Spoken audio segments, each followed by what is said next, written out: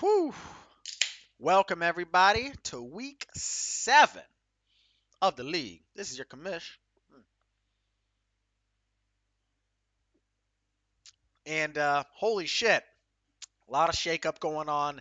Uh, all of it in the West. So the Wise Guys and Titans Elite both won. The Voyagers and the Finesse both lost. So that the West Division has been literally turned upside fucking down in 6 games from the end of last season. I think the final standings last year for the West were Finesse, Voyagers, Titans Elite, Wise Guys, and now it's flipped on its head.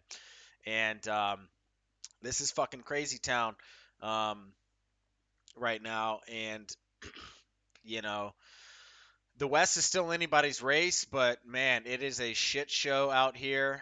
West used to be the best, but now it's looking like the West right now. But yeah, over in the South, the Trolls are still keeping pace and doing their thing as the Heaters took a devastating loss.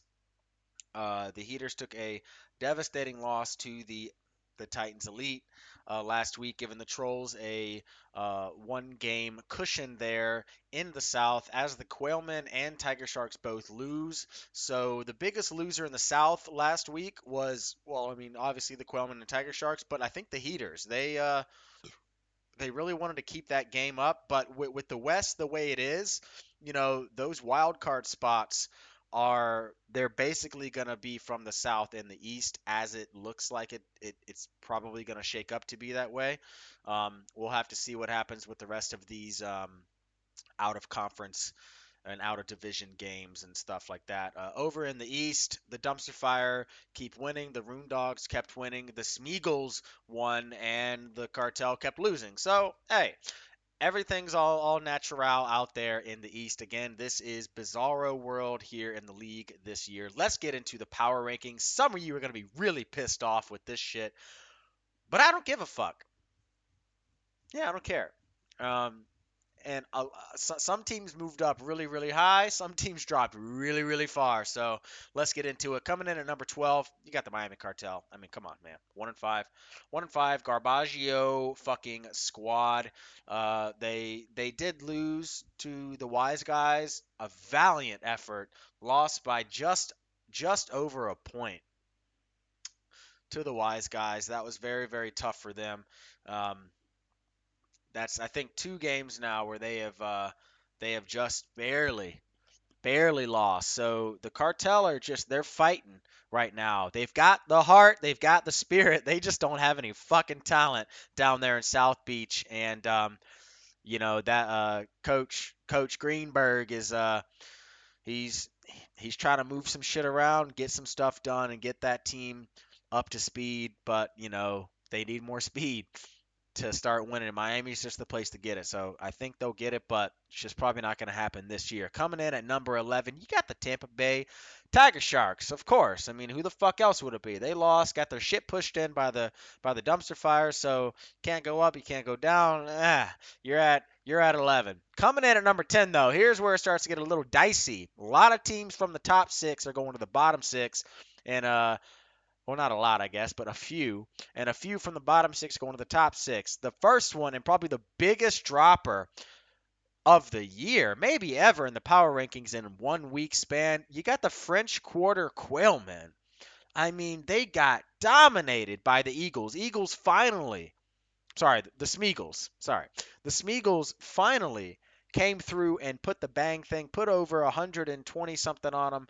They put up 142. The Quailmen only mustered 107, and it is looking rough, bad down there in the French Quarter. And oof, New Orleans, they really had high hopes for this team coming into the season, but they are just starting to not look as good as everyone had hoped. Maybe it's the parity in the league, maybe it's some rule changes, something. But yeah, the Quailmen drop a lot. And the next big dropper coming in at number 9, you got the LA Finesse. Holy shit. Started the year off at number 1, I think, right? Now they're at number 9, and they're fucking 2-4, and they are last in the West, last place. And this team, I mean, it's not a bad team. They just cannot, for the life of them, just put together, they've had some tough breaks, right? Teams have come to play them. They've had a target on their back all season, and teams have played them very well. We remember the Wise Guys beat them week 1. I mean, and they just got dominated by the Rune Dogs last week. So yeah, the Finesse are dropping, and they're dropping hard, and can't hold them back. And just like another team that can't hold back, coming in at number 8, you got the Vietnam Voyagers, also 2-4. Also lost last week, put up the least amount of points last week, only 89 points against the Charleston Trolls, where they really needed a big win, a statement win, and did not do it. And they're going to need to do something this week because it's getting a little bit late in the season. 2-4 is not the best place to be. They've been in this spot before and come back and gone deep into the playoffs, but this year feels a little bit different. Coming in at number 7, basically staying where they are, you got the Washington Wise Guys. Yeah, they're number 1 in the West, but they are not the top. I'm going to go ahead and put the SC Titans Elite in here at number 6 as well. It was very difficult to put the Wise Guys and the Titans Elite where they should be, 6 or 7, 7 or 6. The only reason I got the Wise Guys at 7 and not 6, yes, they're number 1 in the West, but they only beat the Cartel by 1 point. Whereas the Titans Elite just came out and beat the Heaters by 3 touchdowns. So that's the reason the Titans Elite are just squeaking out into the top 6 over the Wise Guys. Coming in at number 5, the biggest riser of the year and the week, you got the Philadelphia Smeagol's. I think coming all the way from 10, all the way up 5 spots. Again, finally showing their mettle, coming out. They're now 3-3, and they're not dead in the East, and they want to come out and prove that they do belong here this year. And I think they are starting to finally put together this team. They're getting their footing, whatever. They're starting to put up some stuff. Coming in at number 4, a little bit of controversy, but I think you guys understand. You got the Hickory Grove Heaters. They're 4-2, but they did take a bad loss last week to the SC Titans Elite. Only put up 98 points, the second fewest in the league last week. So I had to drop them a spot. It is what it is, Coming in at number 3, you got the Long Island Rune Dogs. Ooh, this team is quietly starting to look scary. They're 4-2. They just put up 160 on the Finesse. Jalen Hurts is looking fantastic. King Henry's still doing his thing. Cooper Kupp is finally back, and he's doing the thing. And then you got Amon-Ra St. Brown, the Sun God, who is just, yeah, he missed 1 week with an injury, but otherwise, this dude's putting up such solid numbers, like Stephon Diggs, like type, just solid. Week 1, 16. Week 2, 11 and a half. Week 3, 16. Week 4, 14. Week 5, injured. Week 6, 24.4. His lowest scoring week was 11. And this guy's ranked the number 13 wide receiver, but that's only because that's the only reason because of that is because he was fucking injured. I mean, that's the only fucking reason. Otherwise, he'd be top 10 right now, probably top 6 or so wide receivers in the league. So yeah, Mandy's team is looking really, really good. And coming in at number 2,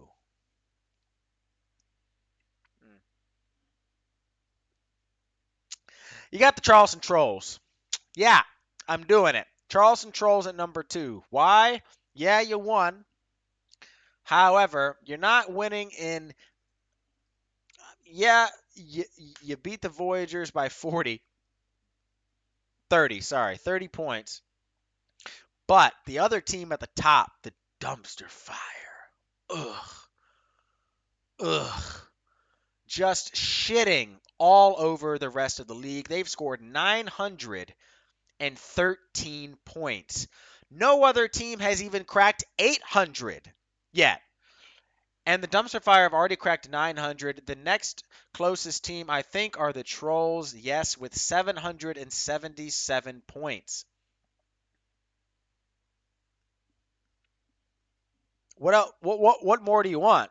They're 5-1. They've scored over 130 points next to the number 2 team. It's the Dumpster Fire, and it's not even close anymore. I had it close last week, but they just keep pulling away. They just keep scoring more and more and more points, and it's almost like, when are they going to stop? And right now, it doesn't fucking look like they're going to stop, because this week they got the Quailmen, and we'll see what happens there. But those are the power rankings. Let's get into the matchups. Matchup number 1, you got the 5-1 pissed off number 2 power ranked Charleston Trolls at the 3-3 second in the West SC Titans Elite. And right now, this game, the Charleston Trolls are up 9-0 at the end of the first quarter. All of the games are at the end of the first quarter. How convenient is that? That all these games start at the same time and they all go to the fourth quarter at the same time. That's so nice, right? Yeah. But yeah, Trolls look like they should win this one by about a couple of touchdowns. They are starting to pull away. So yeah, it should be the Trolls here, but hey, Joe Ball, you never know. Matchup number 2, you got the French Quarter Quailmen at 2-4. Going to play the Columbia Dumpster Fire. But right now, the French Quarter Quailmen came out a little bit hot. It is now 7-1 for the Quailmen. I don't know how the Dumpster Fire only got 1 point in the first quarter. I think there's a new rule that has been instated. I think they had a touchdown, but it got it called back. But it was after the extra point was already converted, so they took away the touchdown, but they kept the extra point. I don't know what happened, but it's 7-1 somehow. Quailmen, but and right now it actually looks like the Quailmen should make this a fairly close matchup. But we will see. It kind of all depends on, I think, the Dumpster Fire defense and how Derwin James is going to shake out, and Christian McCaffrey. If Christian McCaffrey can go, then I think the Dumpster Fire pull this one out. If Christian McCaffrey cannot play, then it's going to be tough, because Christian McCaffrey, they have to make a decision, because McCaffrey's playing later on a Monday night. So they have to make a choice, and they've only got between Wilson, who does play Sunday night, later tonight. So that is more time to have some more info on McCaffrey and if he's playing or not. Otherwise, he's got some guys that could play, but most of them are playing in the earlier slot. So it's a bit of a gamble here over in Columbia, but we shall see what happens. Matchup number 3, you got the Philadelphia Smeagol's at 3-3 at the 2-4 Tampa Bay Tiger Sharks. And right now the Smeagol's coming out hot. It is 23-0 Smeagol's at the end of the first quarter. And it does look like they should hold that lead for the rest of the game. The Tiger Sharks just have, they lost their quarterback for the season. So Geno Smith is in there, and they just spent all of their fucking money on a running back that's not even going to start. And I'm waiting for the free agent money, for the not the free agent money, the waivers to click in right about now, any second now. But we'll keep you updated on that. But yeah, Smeagol should win this one. Matchup number 4, you got the 4-2 Long Island Rune Dogs flying on out to Washington to play the newly head of the West 3-3 Washington Wise Guys. And this is a bit of a tiny, sneaky rivalry game. These two have had some good matchups in the past, and right now the Wise Guys feeling great after the win last week. They know they're top of the West, and they've come out and they are up 21-6 at the end of the first. But again, the Rune Dogs may be just saving their energy for the rest of the game. It does look like the Rune Dogs should pull this one out, but we will see. Let's get into matchup number 5. Very rare this has ever happened. Matchup number 5, you got the 2-4 LA Finesse at the 1-5 Miami Cartel. And this probably should have been game number 1, but game 5, it like never happens. So I put the worst game of the week here at game 5. And it's funny because, I mean, this game's going to be a blowout. The Finesse are already up 37-0 at the end of the first quarter. And yeah, it's not looking good. The Cartel are just they just need some draft picks, man. They just need some draft picks. And on to the rivalry and game of the week. You got the 4-2 Hickory Grove Heaters at the 2-4 Vietnam Voyagers.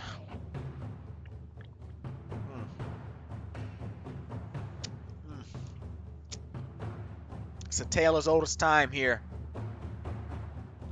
Bad blood right here, and it should be a pretty good matchup. But right now the Heaters are already coming out, well, hot, and they are up 17-0 all the way out in Vietnam. Feeling the heat out here, even though it's a little bit chilly outside. But they are up 17-0 at the end of the first quarter. However, as I am waiting for these waivers to kick in, as I'm waiting, there may be something on the horizon for the Voyagers, a secret weapon, as you will. And there it is with the live update. That is true. Darrell Henderson is going to the Voyagers for how much? That much. Dropping the big bills. And he is getting slotted right into the lineup, I think. But this is more for the future. And it looks like the Miami Cartel picked up Royce Freeman, who could be the lead back for this game. This may not help the Voyagers today, but I think this will help the Voyagers for the games to come because Darrell Henderson does have experience in that offense, and he should be able to come out on top as Royce Freeman is straight up hot fucking garbage. I did not need to spend $553 as the Dumpster Fire only put in $57 and the Finesse only put in $5. My original bid was actually going to be like $70. But wanted to make a fucking statement. I never spend my free agent money, so here we are. Going big on it. Got to make a move. It's not last game of the season, but it's fucking important. Also, Jawan Jennings is going to the Dumpster Fire, and they are dropping Elijah Moore. They have cut Elijah Moore, and also they have picked up Cameron Curl, a defensive back, and they have dropped Calvin Austin, wide receiver out of Pittsburgh, who has not really done too much outside of one game this year, but they do get a defensive back who looks to be pretty solid in his last 3 games. But yeah, big moves on the waiver wire, and I think it really hurts the Tiger Sharks because they spent a lot of money. I want to say 470 or so of their doll hairs on a player that's going to be third string. So it's going to be tough, but let's see what fucking happens. On to the predictions. Woo! Thank you, Graydon, for the picks. Great fucking video, by the way. Last week, Matt went 4-2 with his picks. Fantastic job, Matt. You went 4-2, but you only raised the percentage by, well, 1% because of E-Man's fucking folly.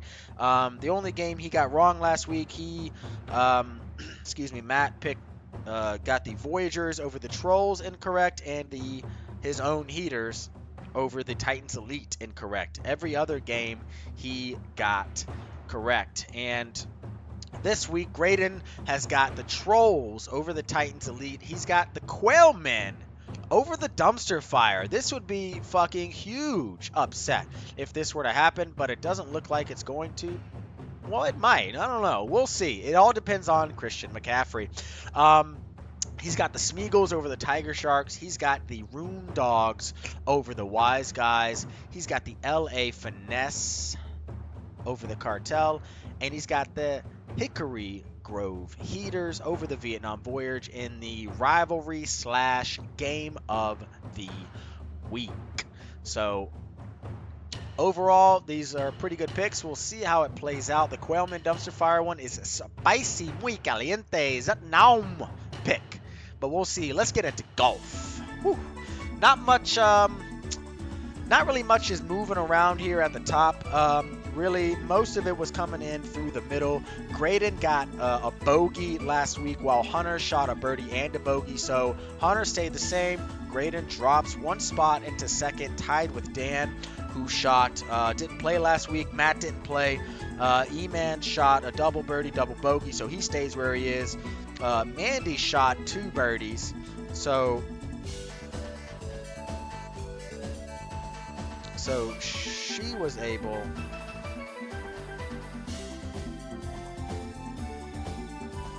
Did I fuck this up? I think I fucked this up. 1 second. I apologize for the technical difficulties. I miscalculated Mandy's score. Her 2 bogeys. Jesus Christ.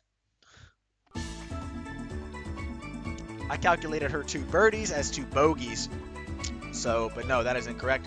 I've got Mandy sitting at 2 under, tied with E-Man. So they are tied. Joe is sitting at 7th by himself at even. Joe did shoot 2 birdies to bring him back to even. Tebow shot a birdie and 3 bogeys, bringing him back down to 4 over. P-Man shot 2 birdies, bringing him up to 1 over.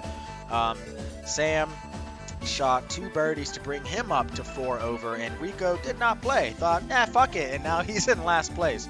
So, yeah, that's pretty much it, guys. Rico, how does it feel to fucking suck ass? How does it feel? But hey, we'll see, man. Maybe that backup, maybe that 3rd string running back you paid $470 for is going to work out. But cheers.